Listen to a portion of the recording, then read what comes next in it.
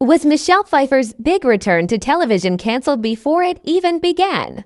For months, Hollywood whispers promised a dramatic Yellowstone spin-off starring Pfeiffer, a project that could have been one of the most talked about TV events of the decade. But instead of a triumphant comeback, rumors of delays, rewrites, and sudden changes have left fans wondering, was Pfeiffer's Yellowstone story killed by Taylor Sheridan's behind-the-scenes chaos? Or did something else happen that no one wants to talk about?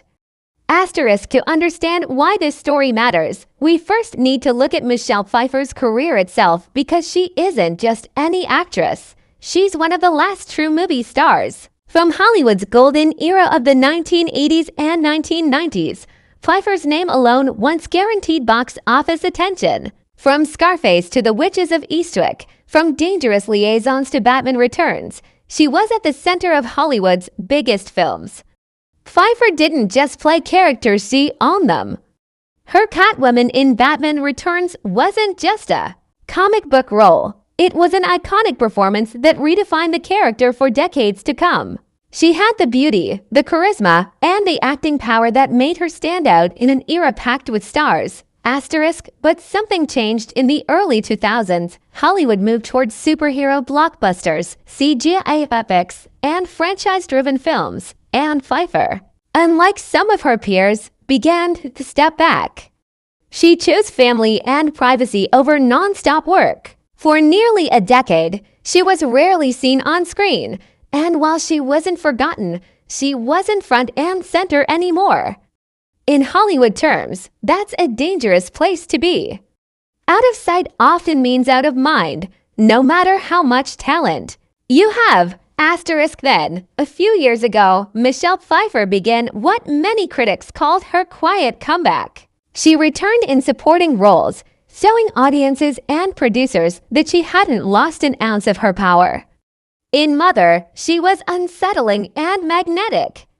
In Murder on the Orient Express, she held her own in a crowded ensemble cast. And when she stepped into the Marvel Cinematic Universe as Janet Van Dyne in Ant-Man and the Wasp, she suddenly found herself in front of an entirely new generation of fans. Pfeiffer was back, and she was proving she could move seamlessly between art house roles and blockbuster spectacles. Still, what Pfeiffer hadn't yet done was television. And that's important, because the world of television had changed dramatically since she left the spotlight. No longer just a step down from film, television had become the new home for prestige storytelling. Shows like Breaking Bad, Game of Thrones, and yes, Yellowstone became cultural juggernauts. For an actress of Pfeiffer's stature, moving to television wasn't a downgrade, it was a chance to reinvent herself, just as Nicole Kidman and Reese Witherspoon had done with Big Little Lies, or Kate Winslet in Mare of Easttown. And that's where Yellowstone comes in. For Michelle Pfeiffer, Yellowstone represented not just another job, but potentially the perfect stage for a new chapter in her career. Imagine it, one of Hollywood's most iconic actresses stepping into the gritty, modern Western world of Taylor Sheridan's storytelling empire.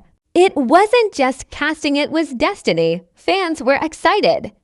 Industry insiders whispered that this could be her big television moment, the kind of role that would remind everyone why Pfeiffer was once untouchable. But, as with so many stories in Hollywood, what looked perfect on paper soon began to unravel. To understand why Michelle Pfeiffer's potential role in Yellowstone carried so much weight, we need to look at the empire she was about to step into.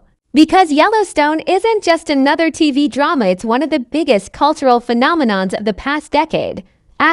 When Yellowstone first aired in 2018, no one expected it to become the giant it is today, at a time when audiences were drowning in superheroes, fantasy series, and endless reboots. Taylor Sheridan offered something different, a grounded, raw, modern Western about family, land, and power.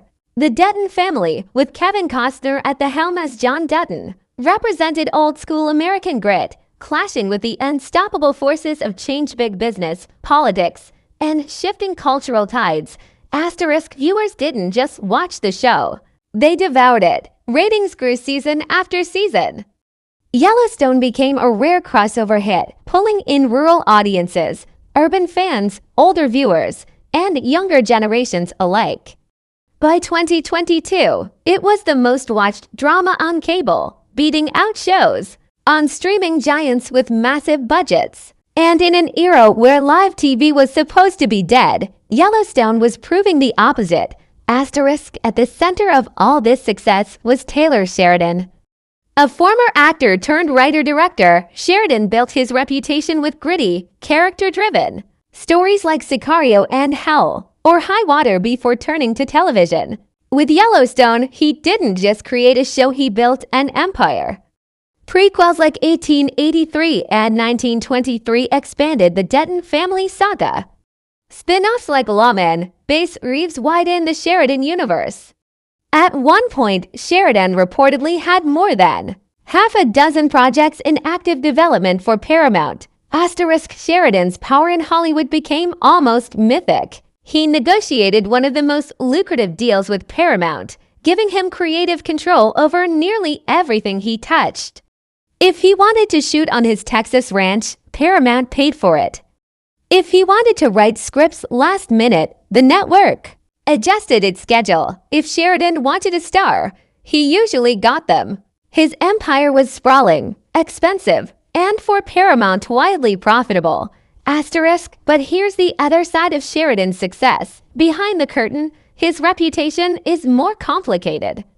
On one hand, he's praised as a visionary who knows exactly what audiences want. On the other, he's described as difficult, controlling, and resistant to compromise. Stories have circulated of sudden script rewrites, ballooning budgets, and clashes with executives.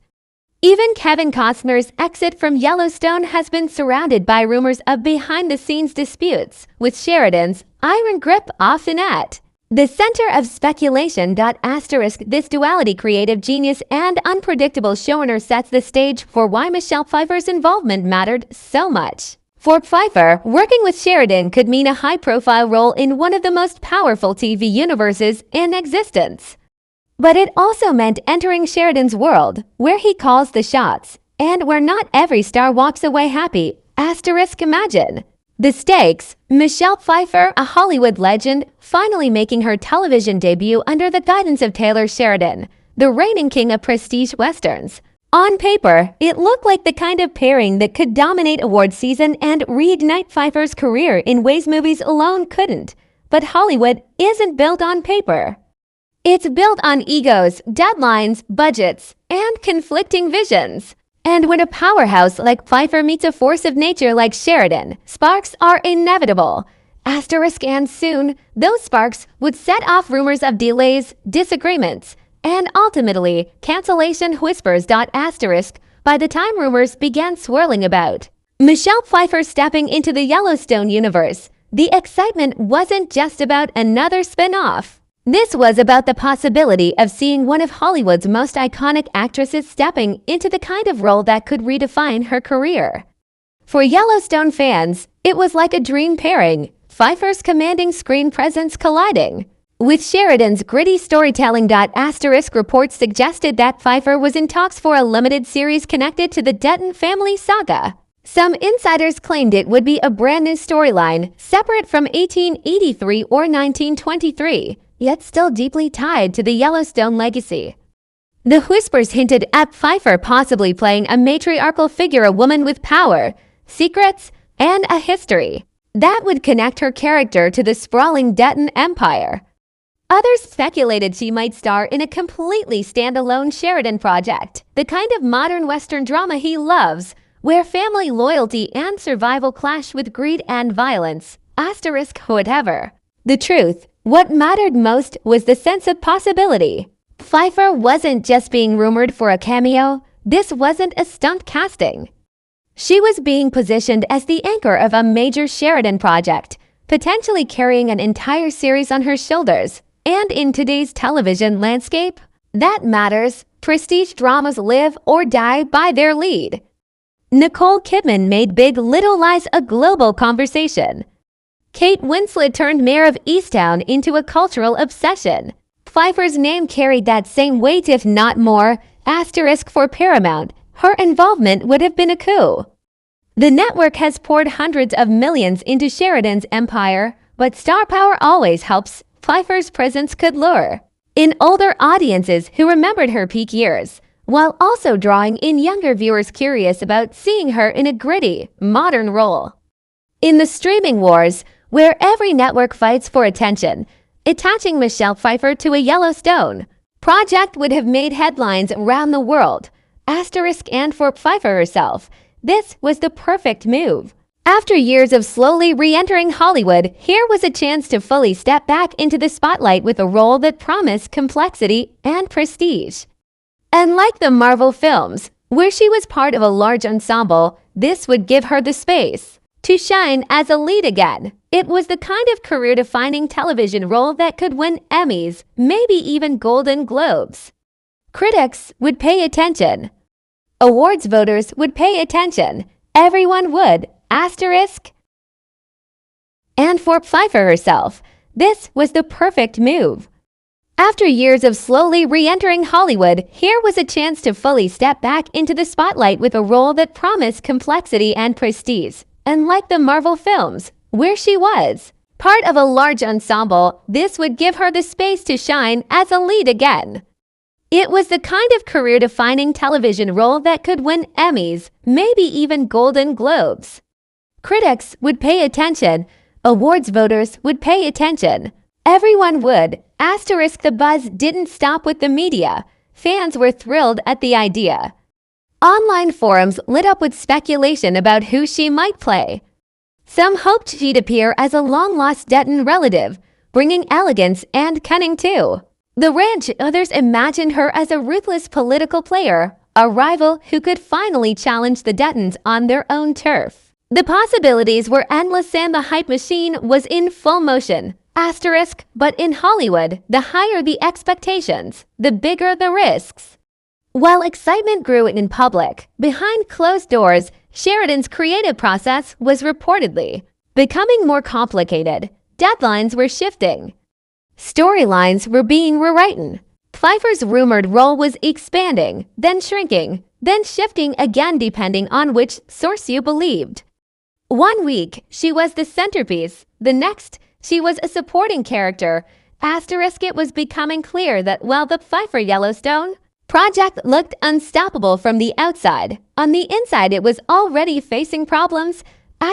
And those problems were about to explode. On the surface. Michelle Pfeiffer joining Taylor Sheridan's Yellowstone universe sounded like a Hollywood dream.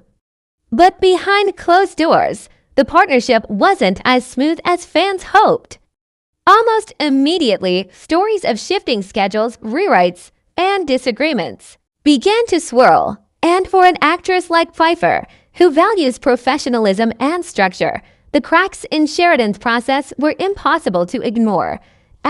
Sheridan is known for his unpredictable writing style. Unlike traditional showrunners who plan seasons months in advance, Sheridan often writes on the fly. Entire scripts can change overnight. Entire characters can vanish or suddenly appear with little warning. For some actors, this can be exciting, a chance to explore spontaneity. But for others, especially those who prefer detailed preparation, it can be frustrating and exhausting. Reports suggest that Pfeiffer was caught in this storm.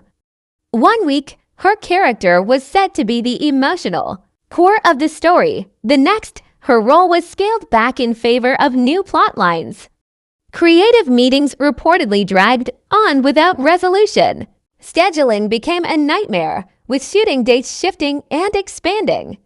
For Pfeiffer, who carefully chooses her projects and guards her personal time, the lack of clarity may have been a deal-breaker. And Sheridan wasn't exactly making things easier. He has a reputation for running his productions like his ranches. His word is law. Networks bend to his demands, and even big stars often find themselves in his shadow. While this style has produced undeniable success, it also creates tension. Actors who are used to collaboration can feel sidelined. For someone of Pfeiffer's stature, Sheridan's refusal to compromise may have clashed with her expectations of creative partnership. Adding to the tension was money. Sheridan's shows are famously expensive, with massive location shoots, sprawling casts, and cinematic production values. Paramount had already been pouring hundreds of millions into his empire. Insiders whispered that studio executives were beginning to worry about ballooning costs, especially if Pfeiffer's salary and production needs were added to the equation. Sheridan, never one to cut corners, reportedly pushed back. This tug-of-war between creative ambition and financial reality only deepened the chaos. Then came the issue of tone. Pfeiffer, known for her nuanced, layered performances, reportedly wanted a character with depth and subtlety.